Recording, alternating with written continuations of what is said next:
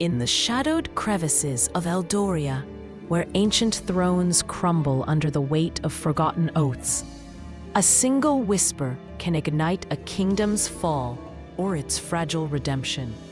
Picture this: a sorcerer's tower piercing the storm-lashed peaks like a dagger to the heart, and a wanderer, driven by the siren call of gold, stepping into the abyss to claim it.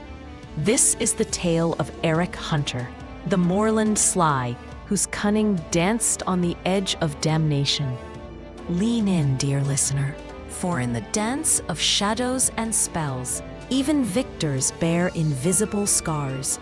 In the mist-veiled outskirts of Rivermore, where the air hung heavy with the scent of damp earth and distant forges, Eric Hunter sought refuge in a creaking inn.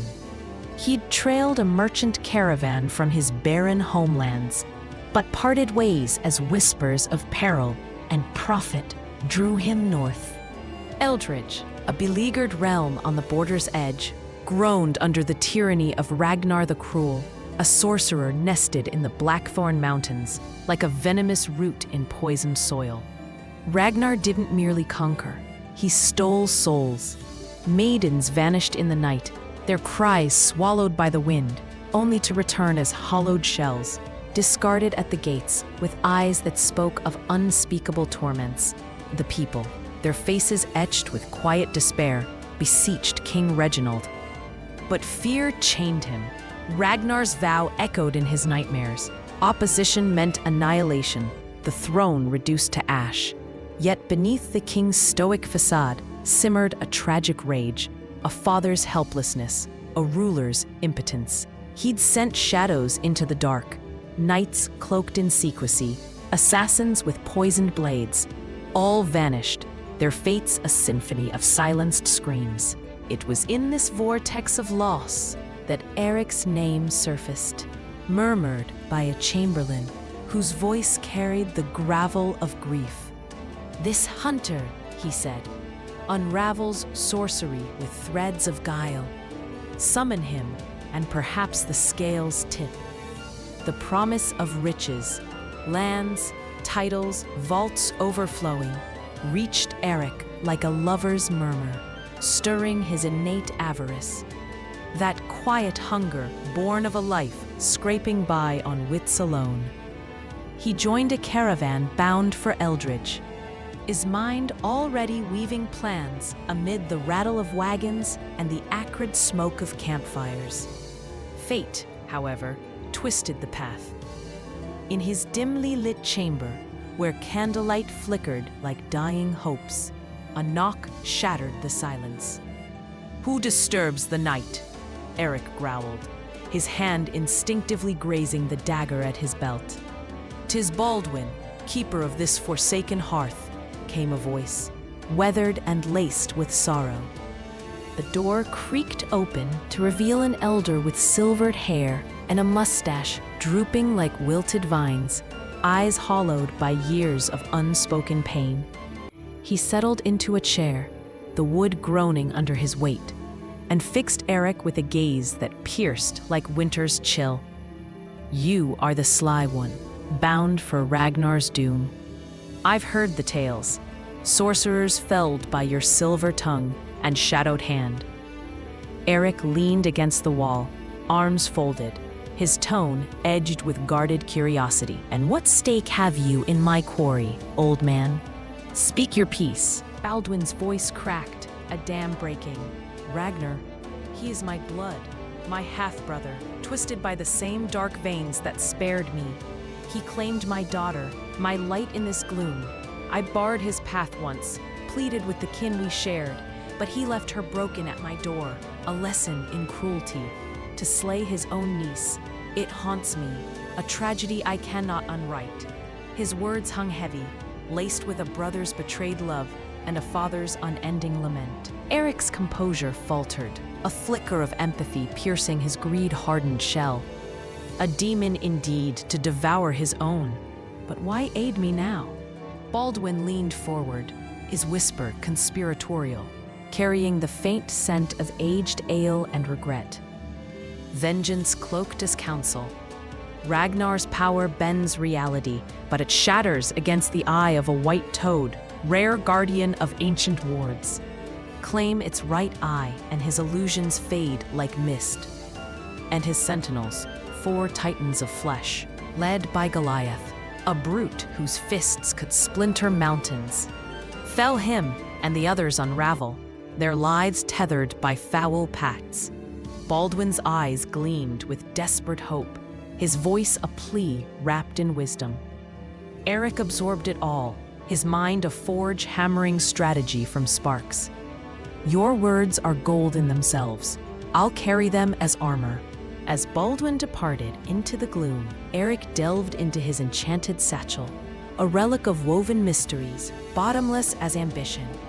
From it emerged the enchanted marionette, its porcelain form cold and ethereal. A thumb to its brow awakened it, eyes ignited with spectral fire. "Guide me to Ragnar's end," Eric commanded. The doll's voice rasped like autumn leaves. Baldwin's truth holds. The toad lurks in Eldridge's royal pond, veiled in depths unyielding. Drain it to claim your shield, or falter and become another echo in the wind. Its gaze faded, leaving Eric to ponder. No caravan would suffice. Urgency clawed at him. He confided in Baldwin once more, who revealed a fresh wound. A scout rides even now. Ragnar has seized Princess Alara, the king's heir. He means to bind her in unholy union. In this madness, your triumph could claim a throne's worth. Eric vowed remembrance and slipped into the night. In a moonlit glade, where dew clung like tears, he unfurled the flying carpet, its threads humming with latent storm. "To Eldridge," he whispered, and its sword, the wind a roaring lament, stars blurring into streaks of fleeting light. Dawn found him at the castle gates, the air thick with the metallic tang of guards' armor and the distant clamor of a kingdom on edge. Ushered into the grand hall, vaulted ceilings echoing with the ghosts of feasts past, Eric Hunter faced King Reginald.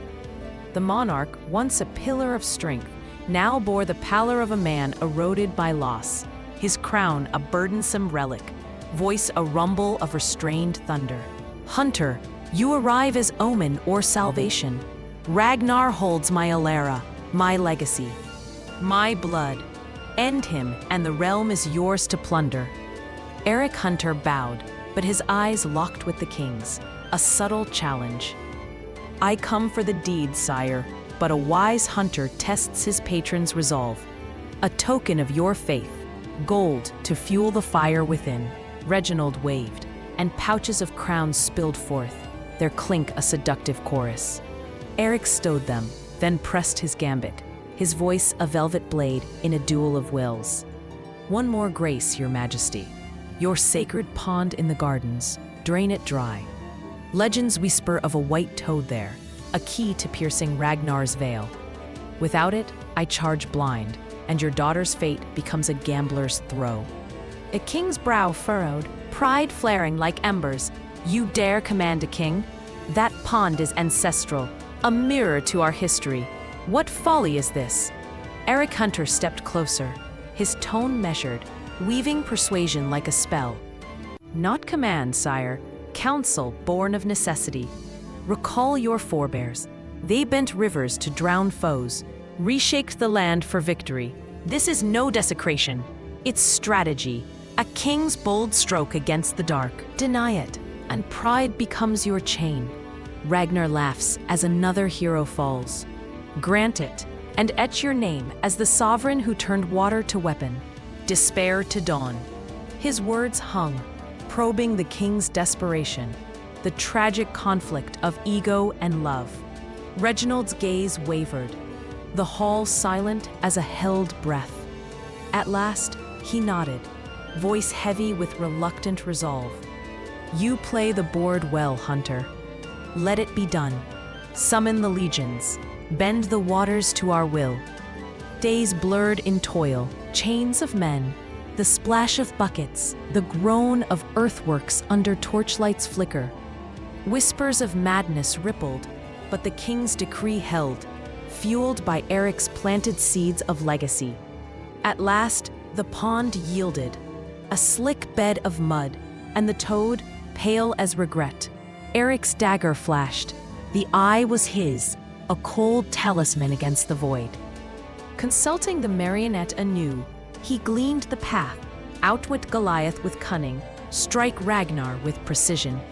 Donning 7-league striders, he vaulted across peaks, each step a thunderclap, the air biting with frost and foreboding. At the tower's base, obsidian spires clawing the sky, the stench of sulfur thick as dread. Footfalls announced Goliath. The giant emerged, a monolith of muscle, veins pulsing like rivers of fury, his roar a quake that loosened stones. "Intruder, I'll crush your ambition to pulp." Fear coiled in Eric's gut, but guile prevailed.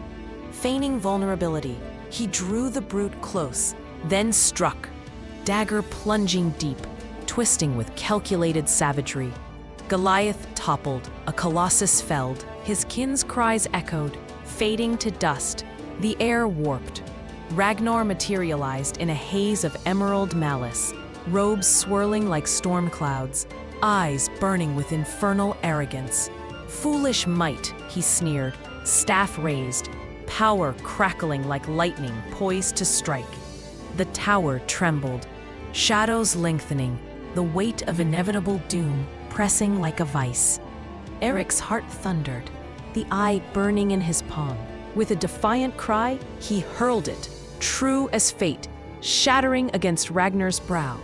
A cataclysm erupted, flames devouring form, screams unraveling existence, the sorcerer's essence fracturing in a blaze of backlash. Smoke cleared to reveal ruin. Husks amid the rubble. Princess Eldoria emerged, ethereal yet unbroken, her gratitude a balm. On the carpet's wings, they returned to jubilation, trumpets wailing, the king's embrace a torrent of relief. Riches flowed, but Eric's dance of joy carried a shadow, a victor's quiet ache for the scars unseen. And so, shadows recede, but remember, listener, in the throne's gleam lies the echo of loss. If this tale stirred the darkness within, strike that like, subscribe for more whispers from the abyss, and share your own shadowed secrets below. What price would you pay for a kingdom's dawn? Until the next veil lifts,